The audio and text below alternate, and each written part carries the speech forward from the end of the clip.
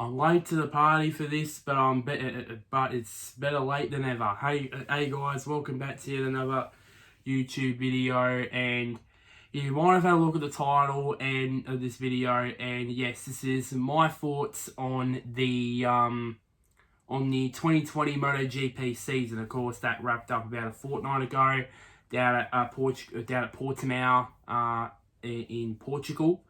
2 weeks ago, I should say. Yeah, so this for me, if you look at the title, yeah, this in my opinion is the best MotoGP season ever. And I know, yes, it was a shortened season. I know that, but this is why. Let's go straight into it. And basically, one reason is it was unpredictable and it was so crazy. Like, we couldn't predict this sort of stuff. Like one way, like at the start of the season when Fabio Quartararo won both races at Jerez at the start of the year, and we all thought, oh, this is he's gonna do a Marquez and just curb stomp the entire field, while Marquez is out. Well, eventually out for the remainder of the season with him busting his arm. Which just recently, if I haven't lived under a rock the last couple of days, it was announced that he'll have surgery. He'll have a third operation on his broken arm, and I think it's confirmed that he's going to miss at least the start of the 2021 MotoGP season. So. Yeah, so let's hope that hopefully Mark gets back out there, and hopefully we'll see the old Marquez when he gets out on track. Yeah, but back to what I was about to say. Yeah, Quartararo won the first few races, and then Bruno came, the Czech Republic, and I remember watching this race, and because I watched all 14 races. Watching all 14 races for me, it was like me watching a season length movie. Like it was massively, and of course Binder winning for Bruno. Like, still, that happened about 5 months ago, and I'm still in shock over that.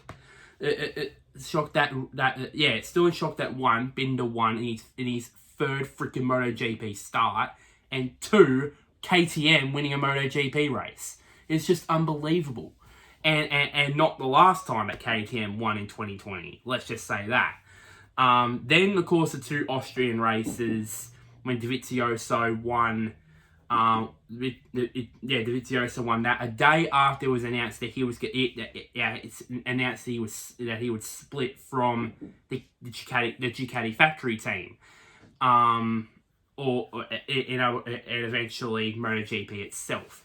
Eventually it would take a sabbatical that he announced, and it was just basically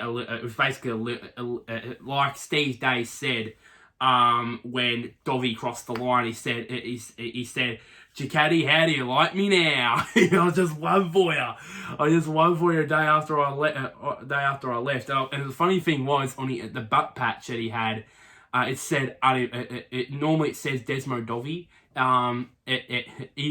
He changed it up a lot during 2020. At one point he had unemployed, then he had untamed. I mean, it was just unbelievable. I love the way that Dovi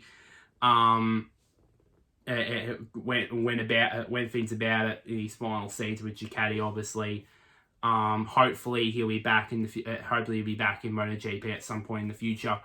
And then we got to the and also one more thing I forgot. The massive crash between Franco Morbidelli and Johann Zarco. Oh my god! Because I was watching that, and before the crash, they showed. I think they had Alex Marquez on camera when it was going around turn 1. Then the camera cut to turn 3, and I thought a bomb went off at turn 3. For God's sake! I mean, there was grass everywhere, there was bike parts everywhere, and of course, both bikes were destroyed, absolutely beyond destroyed, and of course, had to be a red flag. Eventually, of course, I said Dobby won the race. Then we get to the Styrian Grand Prix. The second race at the Red Bull Ring was probably one of the race, probably if not the race of the season. It was absolutely crazy. Of course, we had another red flag with Maverick Vinales' bike bursting into flames when apparently Vinales lost his brakes and into turn 1, and he just had to jump off the bike, and the bike just went straight on into the tyre wall. It burst and of course ripped the fuel cell out and basically burst into flames.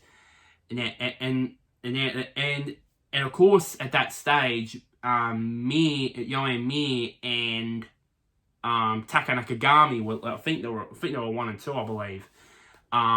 At that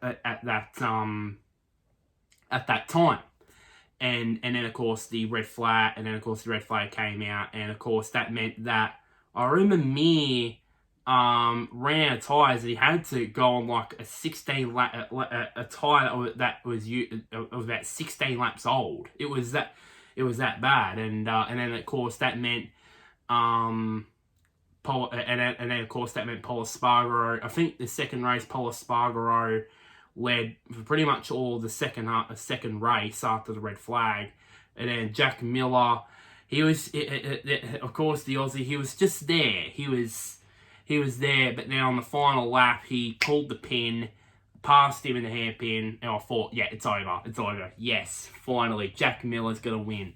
And then I thought, Pol Espargaro, he's slowly coming back. And then at the penultimate corner, I think Espargaro gets by him, and I thought, yeah, last corner pass from Jack, I should say, and to get the win. He did. They both went wide, but then all of a sudden, out of nowhere, Miguel Oliveira just goes zoom, just straight by those two and won the race. So, and I immediately for the next minute after that, I sat like this, like that, and also had my head in my hands. I'm like, no, because it was the best opportunity of seeing Jack Miller finally winning a MotoGP race finally, and then it didn't happen. Then we moved on to the 2 San Marino races. Of course, the first one, of course, we all knew. And I want to tell you some of this. So basically, I watched every race. I watched every race on 10 Bold, which is a secondary channel to Channel 10 here in Australia. Because every MotoGP race is on Channel 10. Well, not on the actual Channel 10 channel, but as I said, on 10 Bold.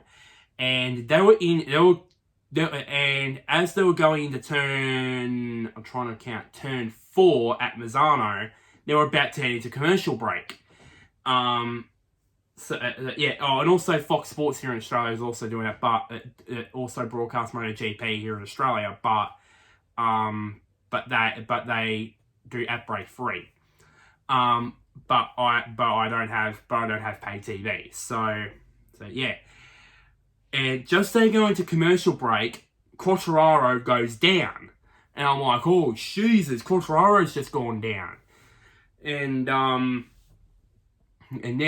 remember, and then later on in the race when Morbidelli was leading by a long way, I think it was when, I don't know if it was Rossi, Rins and Bagnaia all went into the when the hairpin almost the end of the lap, and I hear gravel noises, and I thought, no, don't tell me Morbidelli's crashed. Then I cut to turn 6, and it was a Petronas Yamaha down. I was like, oh, please don't be, and it was Quartararo went down for a second time, and yeah, so So yeah, and of course Morbidelli went on to claim his first MotoGP win. Not the last time he win in 2020. Then we moved on to the second San Marino race.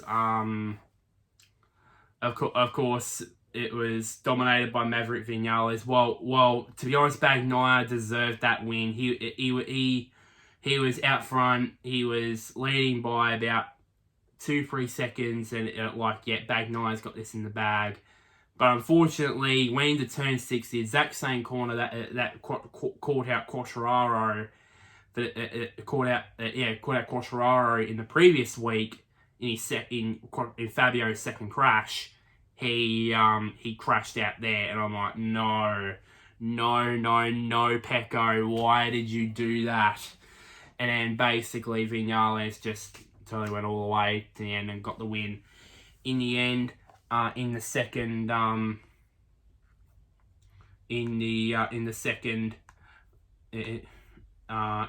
race at Mazzano. Then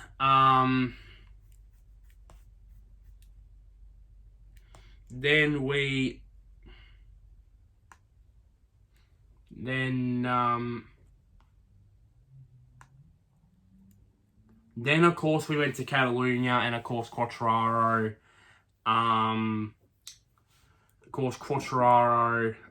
absolutely dominated that race. Obviously, of course, it wasn't much. Drama started up on the first lap when, of course, Dobby went down with Johann Zarco at the very start, and then of course Rossi was on the verge of getting, I think it was 200 podiums. I think it was. He was up in third, and then he went down with about 6 laps to go. And of course, Mir, slowly but surely was catching Quartararo, but it was too late. Fabio took the win, and at that point, I thought to myself, and this was seriously, I'm saying this here, I thought to myself, yeah, Fabio is going to run away with it. He's going to run away with this. He is going to run away with this championship.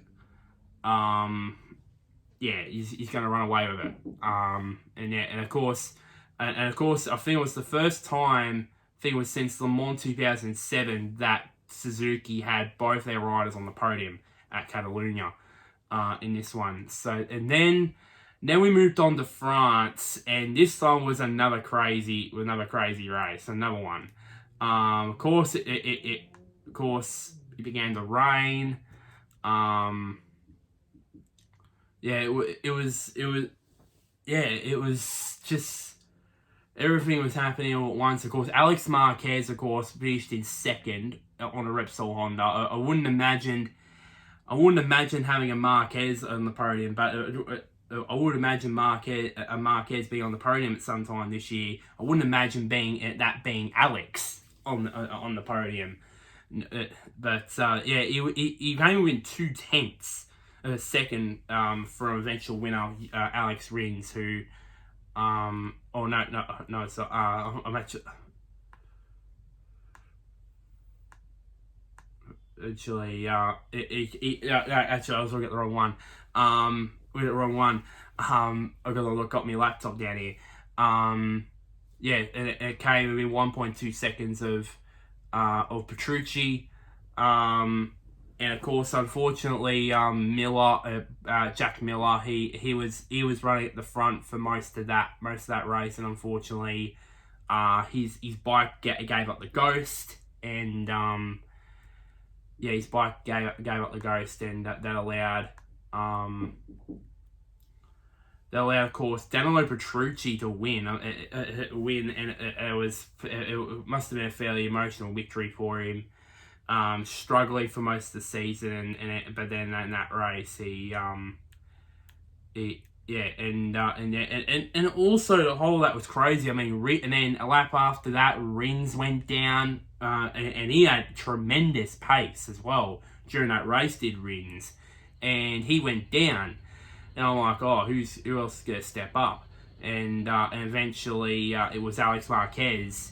But unfortunately, he wasn't quick enough to catch Petrucci and grab that and grab the win in the end. So yeah, and Quartararo ended up finishing 9th. He was nowhere in that race after because he had tremendous pace all weekend, all that weekend in the dry, but in the rain he was nowhere, absolutely nowhere. Then we moved on to Aragon, the 2 Aragon races, and once again Alex Marquez was so close to getting that win again for the 2nd week in a row, but unfortunately not quite close enough to his former Moto3 teammate Alex Rins, who claimed Suzuki's first win of 2020, with Johan Mir in 3rd. I think this was the round that that Johan Mir took the championship lead. Because of course Quartararo finished outside of the points in 18th, which was very disappointing for him. So yeah, and yeah, and then in the following round, again at Aragon at Teruel, of course the dominant force was Taka Nakagami. He was on point all weekend. That was until the first lap, after, of course, Miller and Binder went down at the 2nd corner. They got to the 3rd corner and Nakagami just dropped it. And I'm like, what the hell? What the hell is going on here? I mean, and I believe he was I think he was probably the only guy to... I think he was probably one of the only guys to finish... I think it was inside the top 10 in every race up to that point. And then he just dropped it. And then, of course, Franco Morbidelli, he absolutely dominated that one to take his 2nd win of the season. And, of course, that was the 3rd race in a row that both Suzuki's ended up on the podium, with Rins in 2nd and Mir in 3rd. Then we got to the 2 Valencian races, which was strange actually, because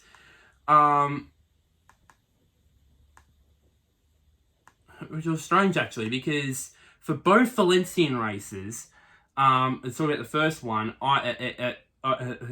They were asking who they think will win, and I said to myself, I think Mir will win. I think Mir, this is the time that Johan Mir will get his first win and take total control of this world championship. And it got even better for him it got even better for him that Fabio Quartararo went down on the first lap, which made it even better for him. And of course it was a Suzuki 1-2. It was absolutely, it must have been craziness down at the Suzuki camp. It was just unbelievable for them. To have a 1-2 and potentially the next week have Mir as a MotoGP world champion, and of course he did. At the second Valencian race, of course Morbidelli and Miller had this thrilling battle for the win on the last lap. And speaking of Miller, I thought I was watching this. I watched this race. Before the race, I thought to myself, I think Jack's in for a good race today, and he did. He almost won. He came in 9/100ths of the race win. So both Valencian races, one of them I felt myself, Mir's gonna win, get that win, which he did. And I thought, then the second one, and then the second Valencian race, I thought, Miller's gonna have a great race, and he did. He ended up finishing second, to Franco, in the end. And then of course Paul Espargaro ended up finishing in third in that one. Then of course we got to the finale a fortnight ago at Portimao in Portugal, and nothing was stopping Miguel Oliveira. I ended up watching that race. It was very late at night. I ended up watching it. I watched I watched all 13 races that stage. Why not stop at the grand finale? I want to watch it. So yeah, it was very early in the morning when I watched it, and basically Oliveira and Miller and Morbidelli said in the press conference afterwards, they weren't slow. They were going at fast pace, but Oliveira was going even faster. Of course, Miller and Morbidelli, they were doing 1 minute 40s, early 1 minute 40s almost not every single lap, but most of the race. But Oliveira, he was going much quicker, much quicker, and he ended up winning the race very easily. And of course, Miller on the final lap overtook Morbidelli for second place. It was not a good end of the season for Fabio Quartararo. I mean, since the win at Catalonia, I mean, he ended up, I think it was ninth at Le Mans. Finished outside the points of the first Aragon race. Finished outside the points in the first Aragon race. Finished 8th in the second Aragon race. Crashed out of both Valencia races, and then ended up only finishing just inside the points in 14th. At Portimao. So it was a very bad end of the season, and it was that bad that he actually finished outside of the top 5 of the championship. He ended up finishing behind Miller in 8th in the championship. He ended up finishing only 2 points behind Miguel Oliveira in 8th in the championship. So that's a very bad end of the season for Fabio, and that's not what he needed before he heads to the Yamaha factory team next year. So that's not what he wanted. Of course, me ended up winning the championship. Obviously, Franco Morbidelli, he's probably his highlight in the massive problems that Yamaha have, because this is proof that 2019's 2019's bike is more competitive than the 2020 bike. Because there was no 2020 bikes inside the top 2020 Yamahas inside the top 5. The only Yamaha that was in the top 5 of the championship was, of course, Franco, and yeah, it just highlights the fact that Yamaha have a big issue, and all the pressure is squarely going to be on them, because even though they won the most races this year.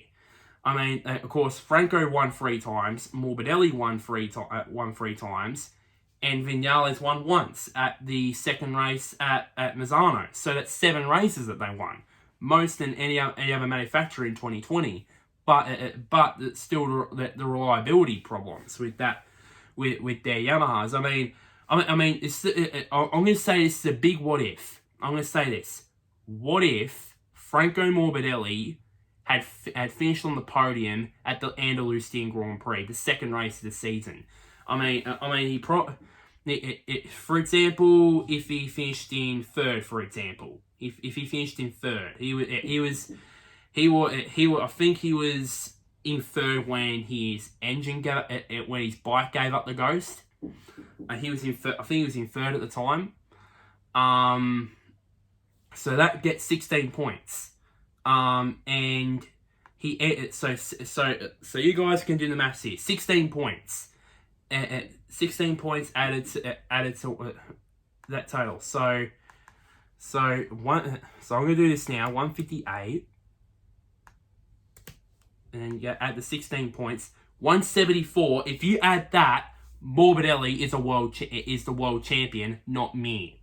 So that just highlights the fact that it's because of their unreliability that's cost them dearly. I mean, it cost Quartararo massively. Well, fair to say, probably some of his own mistakes, probably that cost him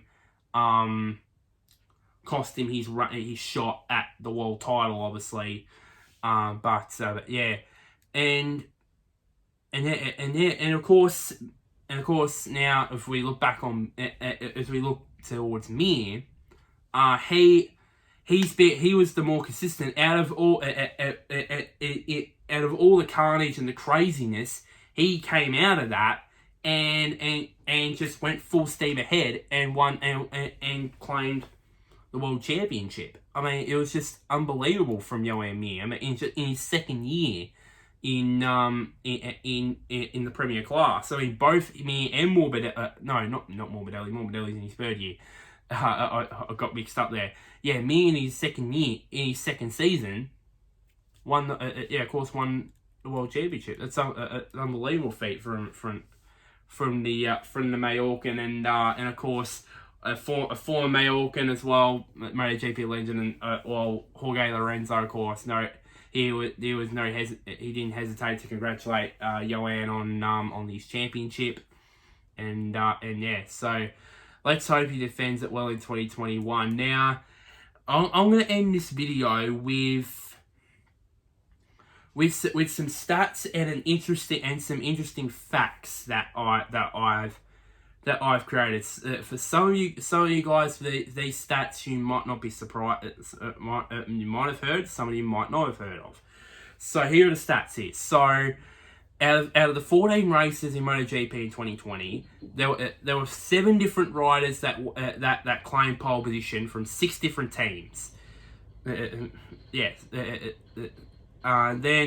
14 different riders started on the front row during the season from 10 different teams.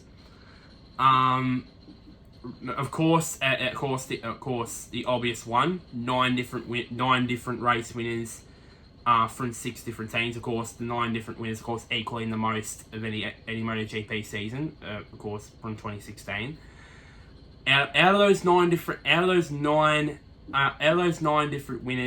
different race winners, there were 5 riders that collected there was 9 first time winners.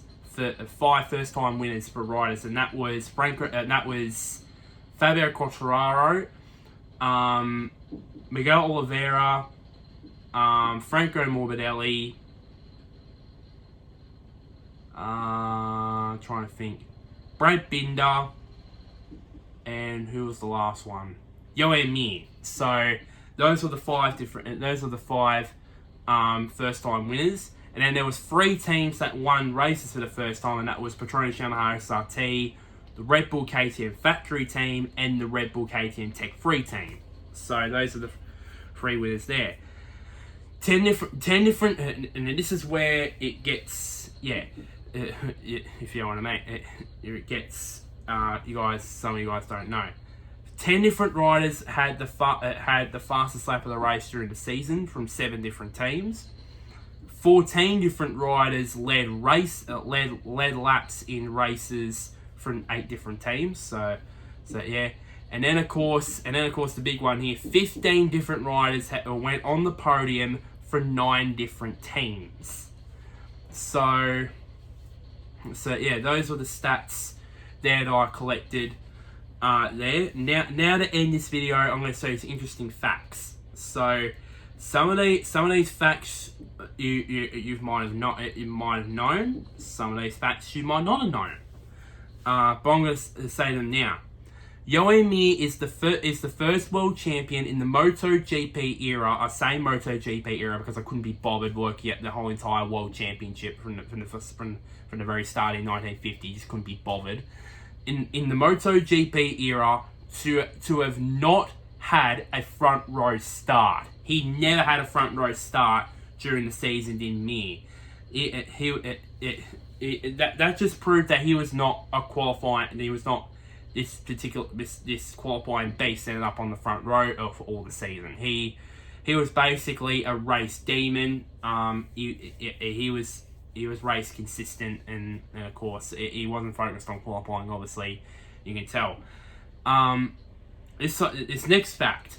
It took 1,231 days. Yeah, that's the number of days since KTM debuted officially in 2017, and you guys might get, oh, what about Valencia 2016? That does not count because there were wild cards then. This is their official debut in the World Championship, in the MotoGP World Championship. 1,231 days, I'll say it again, until from Qatar 2017 to their first win, which was, of course, in Brno this year. So, it took them 1,231 days. That's another fact. The third fact, it is the 6th straight year that the rider who won the first race of the season has not gone on to win the World Championship.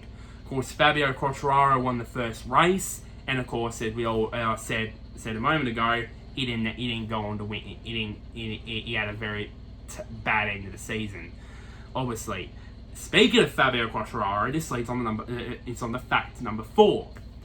Fabio Quartararo became the first rider in the MotoGP era to win the first 2 races of a MotoGP season and not finish top 5 in the World Championship standings. Because he finished in 8th, obviously. And yeah, that's pretty much rare. That's pretty much rare in itself. For that, of course, I was gonna say, it didn't end up winning the world. It didn't. Yeah, but it happened. But it has happened, of course, with, of course. And not, it has happened, of course, with in 2017 when Maverick Vinales won the first 2 races in 2017 and he ended up winning the title. But he ended up finishing top 5 in the championship anyway. But yeah, then the final fact is, for the first time since the MotoGP era began in 2002, Honda went winless in a season. That was because of Marc Marquez being injured for all the season. And of course, but they had podiums through Taka Nakagami, Alex Marquez. I think even Crutchlow went at one of the podium at one time, I think. So yeah, but of course they didn't get that win. So yeah. So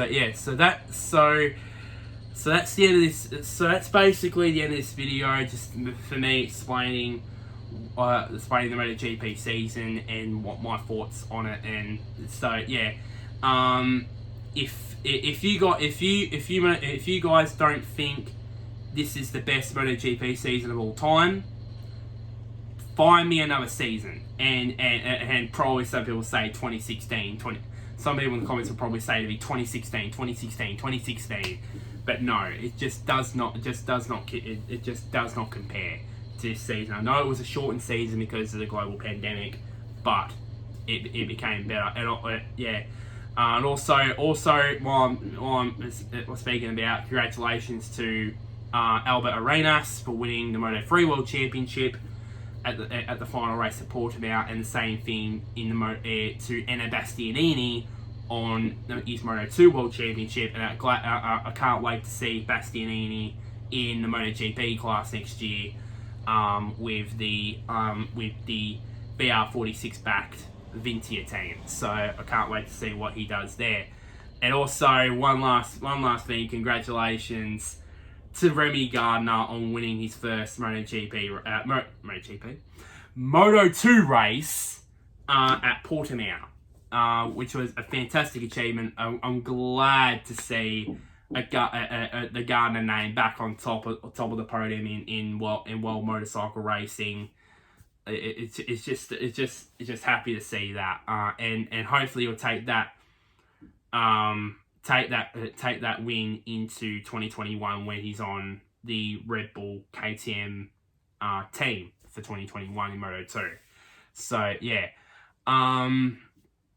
so that's pretty much the end of this here. Like this video if you're a MotoGP fan. Comment down below. What should I let you comment down below? Comment down below. Comment down below if you think it's the best MotoGP season of all time, and if you don't think so, then comment down below what is the best season. You think 2016's the best, 2011's the best, 2006 the best. Who knows? But just tell me which is the best MotoGP season ever if you don't think 2020 is the best. And so yeah, of course share this video obviously. Of course I said like it up, and one more thing, click down the bottom there, somewhere down there, is a big red button which is named subscribe. It'll help me out massively. So that's pretty much the end of this video. 2020 in MotoGP was a fantastic season. Let's hope, fingers crossed, 2021 will be even crazier. Until next time, guys, I'll see you guys later.